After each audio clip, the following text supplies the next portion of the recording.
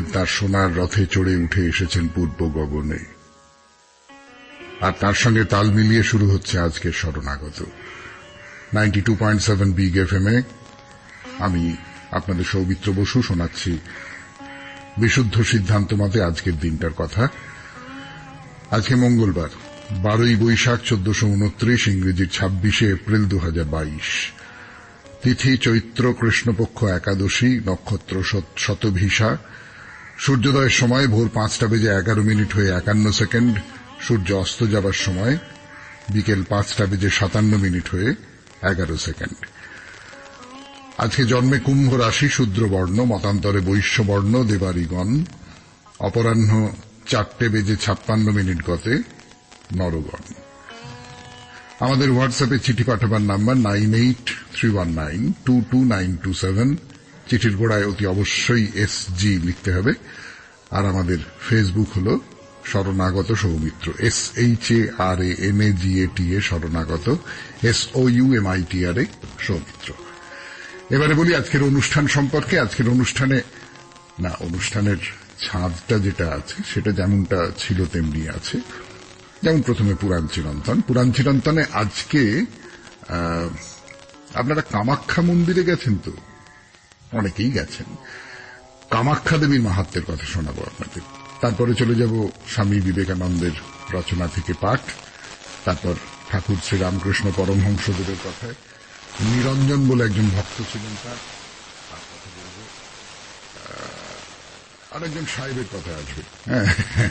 সাহেব ঠাকুরের সঙ্গে দেখা করতে এসেছিলেন, তার কথা আসবে। তারপরে আপনাদের চিঠির উত্তর এবং শেষে। তাহলে এখন একটু গান শুনি। গানের পরে শুরু করব পুরাণ চিরন্তন, কামাখ্যার মাহাত্ম্য। 92.7 বিগ এফএম এ শুনছেন শরণাগত 92.7 বিগ এফএম এ। আমি আপনাদের সৌমিত্র বসু শুরু করছি পুরাণ চিরন্তন। একদিন শ্রীহরির ইচ্ছে হলো সমস্ত জগৎটা ঘুরে দেখবেন, বেড়াবেন। তো তিনি কি করবেন? গরুড়কে ডাকলেন। গরুড়ের পিঠে চেপে চলেছেন। গরুড় তো পাখা মেলে উড়ে চলেছে আকাশ দিয়ে। নীলকুট পাহাড় পার হয়ে গেল, কিন্তু তারপর থেকেই দেখা যাচ্ছে গরুড় আর চলতে পারছে না। মানে শ্রীহরির ভারটা তার পক্ষে অসহ্য বলে মনে হচ্ছে। খুব জোরে জোরে ডানা নাড়ছে, নানান রকম করছে, কিন্তু কিছুতেই এগোতে পারছে না। তো গরুড়ের এই অবস্থা দেখে নারায়ণ তো খুব রেগে গেলেন। বললেন, কি ব্যাপার পক্ষীরাজ, তোমার গতি স্থির হয়ে গেল কেন? তো গরুড় বলছে, আমি বুঝতে পারছি না হে দেব, আমি কিছুতেই চলতে পারছি না।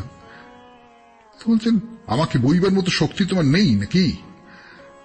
তো গরুড় বলল, দেখুন আমি আপনার দাস, আপনাকে আমার পিঠে বসিয়ে আমি ত্রিলোক ভ্রমণ করতে পারি অনায়াসে, কিন্তু আজকে কি হলো, আমি কিছুতেই এগোতে পারছি না। তো এই কথা শুনে একজন বেরিয়েছেন যে সমস্তটা দেখবেন, আকাশ থেকে চারপাশের পৃথিবীটা দেখবেন, জগৎ ঘুরে বেড়াবেন। তো তিনি যদি দেখেন যে না, যাওয়া যাচ্ছে না, তখন তো মন খারাপ হয়ে যায়, রাগ হয়ে যায়। তো শ্রীহরি খুব রেগে গেলেন।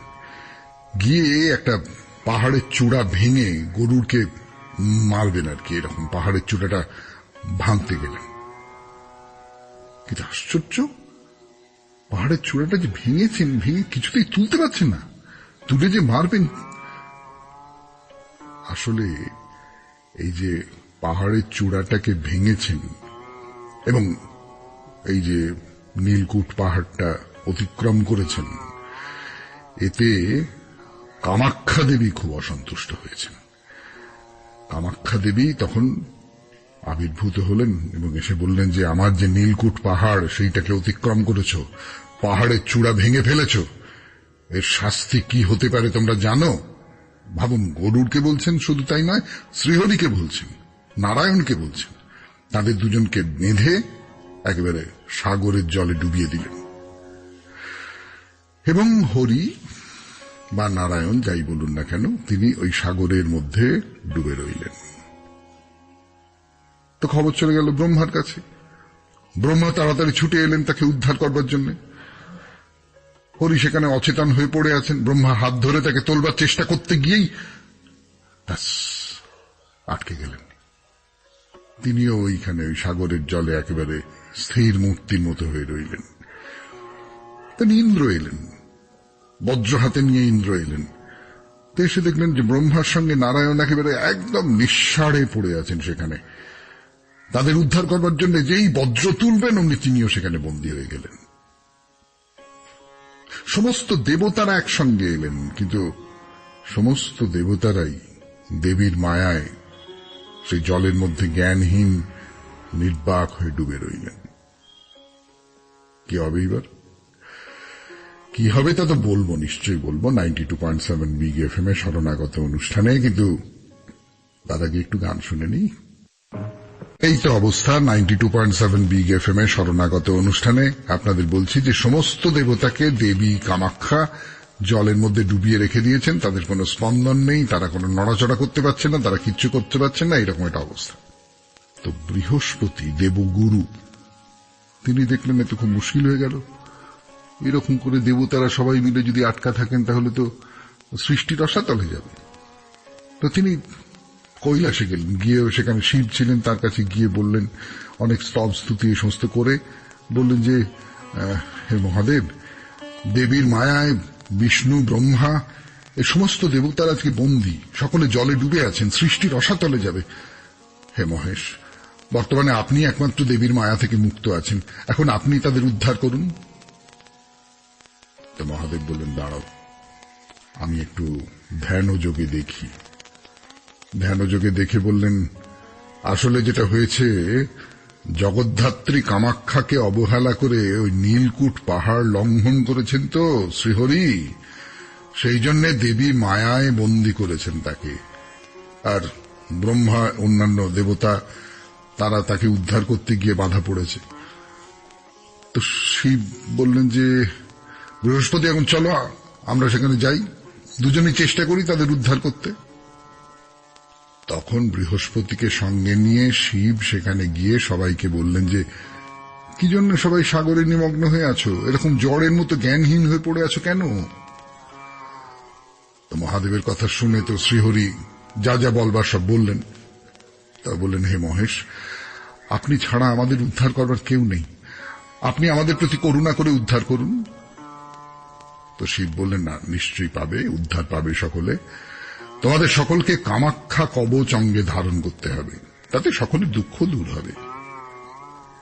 এই কথা বলে মহাদেব কামাখ্যা কবচ পাঠ করে সবাইকে সেই কবচ দান করলেন।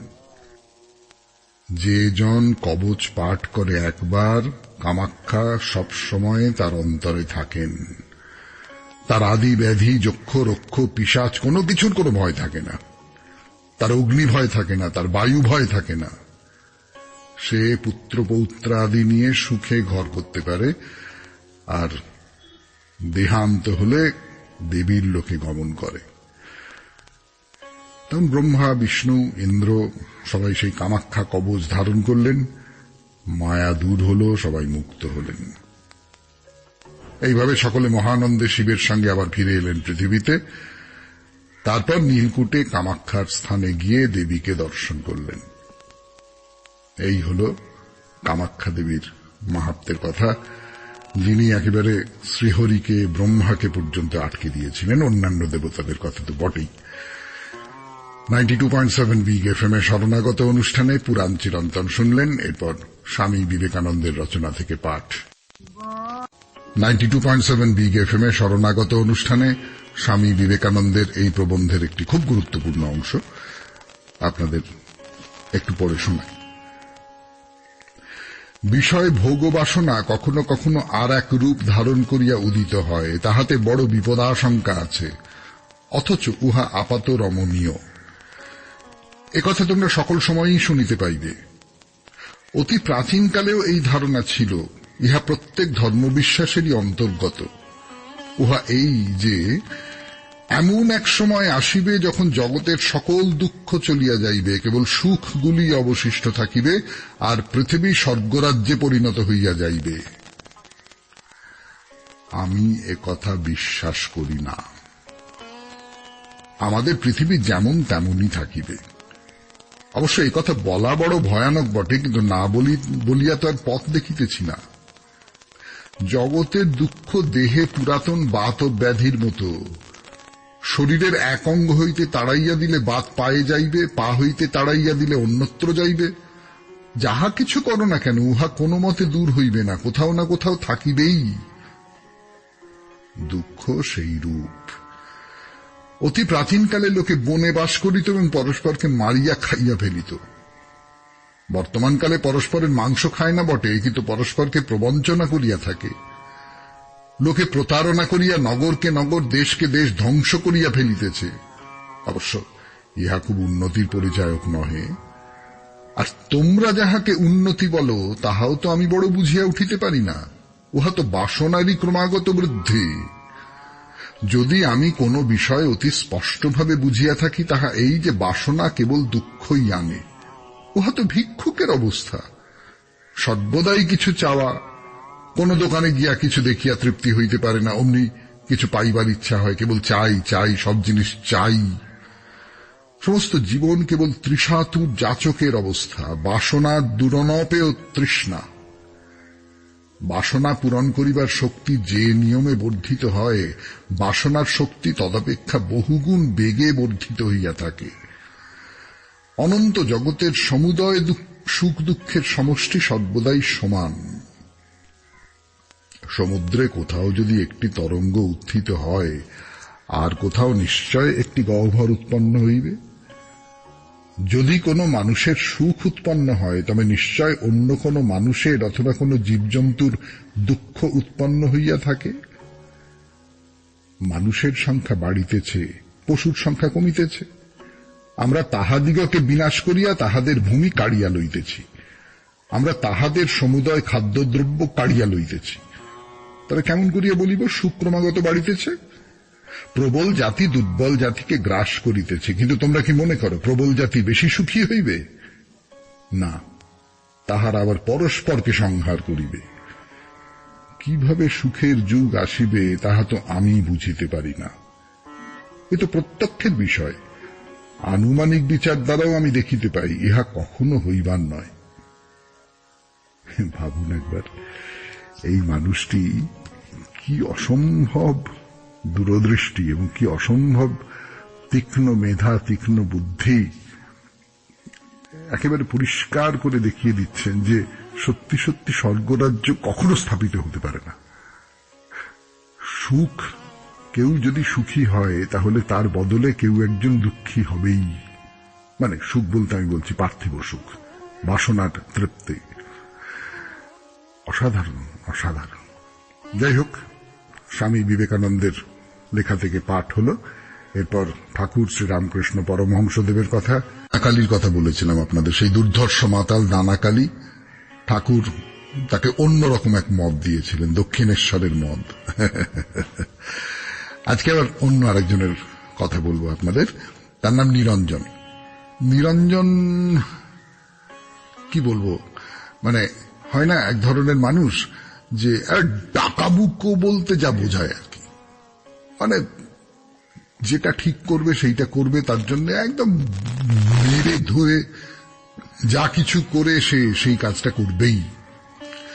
কিরকম বলি আপনাদের, তখন ঠাকুরের অসুখ, কাশীপুরের বাড়িতে আছেন নিরঞ্জন, দরজা আগলে রয়েছে, আজে বাজে লোককে ঢুকতে দেবে না।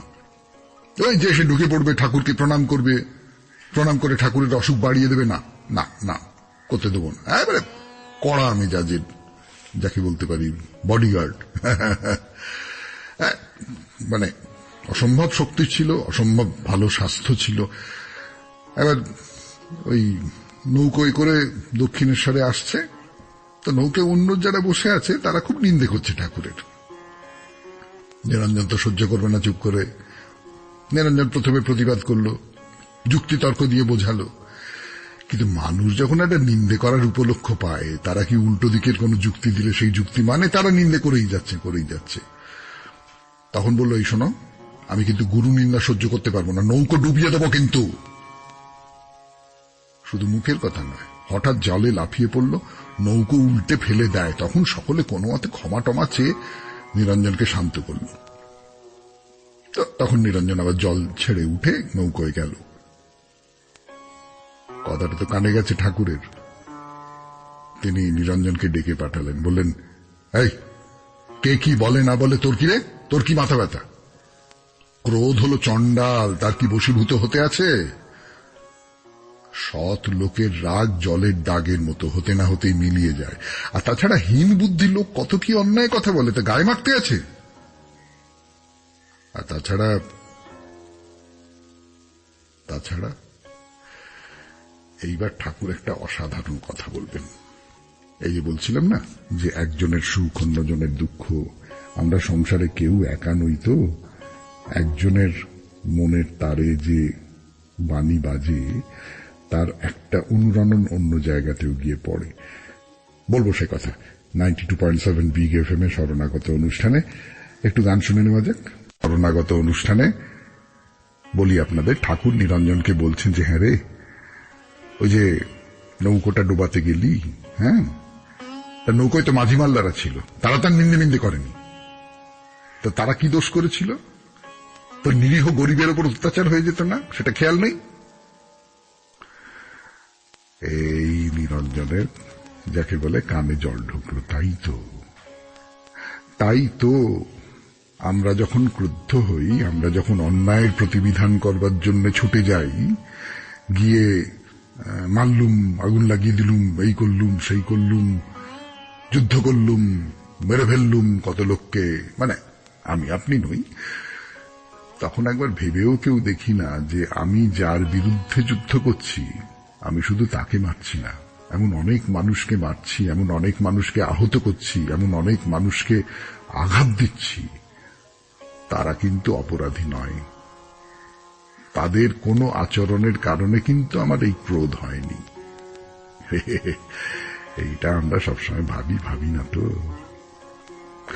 তো যাই হোক, যে কথা বলছিলাম নিরঞ্জন সম্পর্কে, যে নিরঞ্জন খুব মাতৃভক্ত। আবার খুব মাকে ভালোবাসে, মায়ের জন্য, মানে এই যে চাকরি বাকরি করছে, এটা মায়ের জন্য করছে। মাকে তো খেতে টেতে দিতে হবে, চাকরি বাকরি সেই জন্যই করা। তা না হলে ওর চাকরি বাকরি করবার ইচ্ছে নেই, ও ঠাকুরের পায়ে পড়ে থাকবে, কিন্তু মা আছে। তো সেইটা নিয়ে নিরঞ্জনের মনে খুব দুঃখ যে আমি সবটা দিতে পারছি না ঠাকুরকে মায়ের জন্যে, অথচ মাকে আমি কি করে ত্যাগ করব, মায়ের ভরণ পোষণের ব্যবস্থা বন্ধ করে দেবো, এও তো হতে পারে না। তা ঠাকুর একদিন বললেন যে, হ্যাঁ রে, তোর মুখে যেন একটা কালো ছায়া পড়ছে, হ্যাঁ,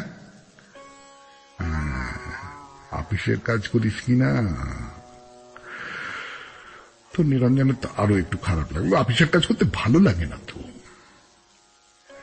তো ঠাকুর বলছেন যে, তার জন্য মুখটা শুকনো করছিস কেন? ওরে, তুই তো তোর মায়ের জন্য কাজ করছিস, ওতে কোনো দোষ নেই। ওরে, মা যে ব্রহ্মময়ী স্বরূপা। এই হলো নিরঞ্জন। আমি চাকরি করছি, ওই যে সুমনের গান আছে না, আমাকে না আমার আপোষ কিনছো তুমি। আমি যে চাকরি করছি, সেই চাকরি করাটা তো আপোষ, সংসারটা চালাবার জন্য। সংসারটা চালাবার জন্য আমাকে কতকগুলো আপোষ করতে হয়, নিরঞ্জনকেও করতে হয়েছে। ঠাকুর বলছে, হ্যাঁ, তো মায়ের জন্য করছিস, মায়ের জন্য করা যায় এগুলো, সংসার চালাবার জন্য করা যায় এগুলো। তো এই নিরঞ্জন ঠাকুর যখন খুব অসুস্থ, আপনাদের বললাম যে তখন তো নিরঞ্জনকে দরজায় দাঁড় করিয়ে দেওয়া হয়েছে, আজেবাজে লোক যেন ঢুকতে না পারে। তারপরে কি হলো বলবার জন্য ফিরে আসছি 92.7 বিগ এফএম এ শরণাগত অনুষ্ঠানে গানের পর। এরপর ফিরে এলাম 92.7 বিগ এফএম এ শরণাগত অনুষ্ঠানে ঠাকুরের কথা বলবার জন্য। ওই ঠাকুর ঘরের মধ্যে রয়েছেন, যাকে তাকে ঢুকতে দেওয়া হবে না, দরজায় স্বয়ং নিরঞ্জন দাঁড়িয়ে রয়েছে। তো এর মধ্যে দানাকালী এসছে। দানাকালী তখন ঠাকুরের খুব ভক্ত। দানাকালী এসেছে, আর দানাকালীর একজন সাহেব বন্ধু এসেছে। তো সেও সাহেবের খুব, সাহেব মানে ঠাকুরের খুব ভক্ত। তো সে ঠাকুরকে দেখবে একবার। তো নিরঞ্জন প্রথমে একটু দাঁড়ালো, দুম করে বাইরের লোক ঢুকে পড়বে, কিন্তু সাহেব তো, আর তখন পরাধীন ভারত, সাহেবদের একটা আলাদা রকমের মর্যাদা, সে মর্যাদা এখনো নেই তা নয়, এখন হয়তো আরো বেশি হয়ে গেছে। কিন্তু নিরঞ্জন একটু তাকিয়ে দেখে আচ্ছা ঠিক আছে যান বলে সাহেবকে ছেড়ে দিয়েছে। দানাকালি সেই সাহেবকে নিয়ে ভেতরে ঢুকে পড়েছে। তো ঠাকুরের ঘরে ঢুকে পড়েছে বিছানার কাছে। এসে এইবার সাহেব কি করলো বলুন তো? আপনারা অনেকেই জানেন কি করলো, তবু আমাকে বলতে দিন। সাহেব মাথার থেকে হ্যাট খুলে ফেললো, মাথার ভেতর থেকে বড় বড় চুল বেরিয়ে এলো। তারপর সাহেব বলল, আমি বিনোদিনী, চৈতন্য লীলার বিনোদিনী। বলতে বলতে কেঁদে ফেলল। ঠাকুরের মুখখানি, রোগক্লিষ্ট মুখ দেখে তার কান্না আরো উতলে উঠল। মেঝেতে বসে পড়ে পায়ের উপর মাথা রাখল। সাহেব নয়, বিনোদিনী। ঠাকুরের মুখ একেবারে আনন্দে উজ্জ্বল হয়ে উঠেছে। বলছেন, হ্যাঁ খুব ফাঁকি দিয়ে এসে পড়েছ তো। হ্যাঁ, মেয়ে ছেলেকে একেবারে সাহেব সাজিয়ে হ্যাটকোট পরিয়ে, খুব বাহাদুর তুমি কালীপদ, মানে দানাকালি আর কি। তো কালীপদ বলছে যে, নইলে ওকে যে আসতে দিত না আপনার ভক্তরা, কতদিন ধরে কাঁদছে, আর খালি আমাকে বলে যে ঠাকুরের এমন অসুখ আমি একবার দেখতে পাই না, আপনার পায়ে পড়ি আমাকে একবার নিয়ে চলুন, ঠাকুরকে না দেখে আমি থাকতে পারছি না, তাই নিয়ে এলাম আপনার কাছে। না না, বেশ করেছো বেশ করেছো বেশ করেছো, তোমার বুদ্ধিকে বলিয়ে দিই। এমনি ঢুকতেই দিত না, সাধারণ মানুষকেই দেয় না রে, তুই অভিনেত্রী বলে পা ছুঁয়ে প্রণাম করলে ঠাকুরের অসুখ বাড়বে। কিন্তু ঠাকুর, আমি একথা বিশ্বাস করি না। ঠাকুর খুব খুশি। ফলে ভক্তরা খুব চটে গেছে, ভক্তদের মধ্যে তো জানাজানি হয়ে গেছে, আড়াল থেকে দেখেছে যে না এ হচ্ছে বিনোদিনী। কিন্তু ঠাকুরকে যে এত খুশি করতে পারে, তার উপর আর রাগ করে কি করে ভক্তরা? 92.7 বিগ এফএম এ শরণাগত অনুষ্ঠানে শেষ হল ঠাকুর শ্রীরামকৃষ্ণ পরমহংসদেবের কথা। এরপরে গান, এবং গানের পর আপনাদের চিঠি পড়া। চিত্তপাল একটি চিঠি লিখেছেন। এটা চিঠি বলবেন না ছড়া বলবেন, সেইটা আপনাদের উপর ছেড়ে দিলাম। শুভ নববর্ষ, কলমে চিত্তপাল। শুভ নববর্ষ, তোমার কাছে আমার আশা, সবার জীবন পূর্ণ করো, দাও গো ভালোবাসা। উঁচু নিচু ছোট বড় এই ভেদাভেদ জ্ঞান দূর করে দাও, মানুষকে দাও মানুষের সম্মান। গাছগাছালি পাকপাখালি বাংলা মায়ের ভাষা, জীবজন্তুর ডাকাডাকি তাদের যাওয়া আসা। সজীব সতেজ সুন্দর গো জুড়িয়ে দেওয়া প্রাণ, তাদের তুমি গাইতে দিও জীবন জয়ের গান।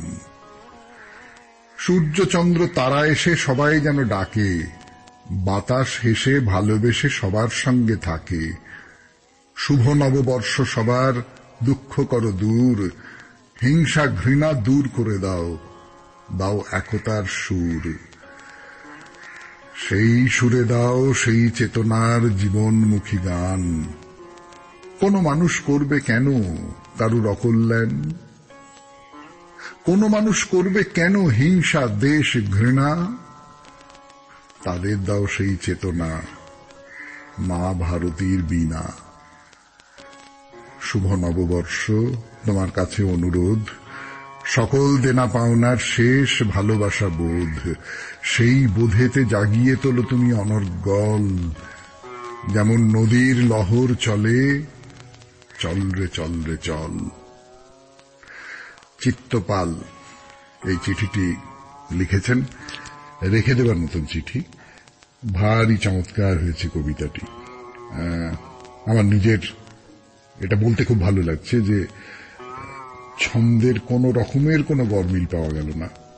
আমি ছিদ্রান্বেষী নই, কিন্তু ছন্দের গরমিল হলে কবিতা পড়তে গিয়ে চোখে পড়ে তো, এবং ছন্দ মিল শব্দ ব্যবহার খুব চমৎকার হয়েছে। আপনাকে অনেক ধন্যবাদ, এবং নিশ্চয়ই আশা রাখবো আপনি যে খুব একটা চিঠি দেন, এর আগেও কখনো দিয়েছেন কিনা আমার মনে পড়ছে না, অতি অবশ্যই মাঝে মাঝে চিঠি দেবেন, কেমন?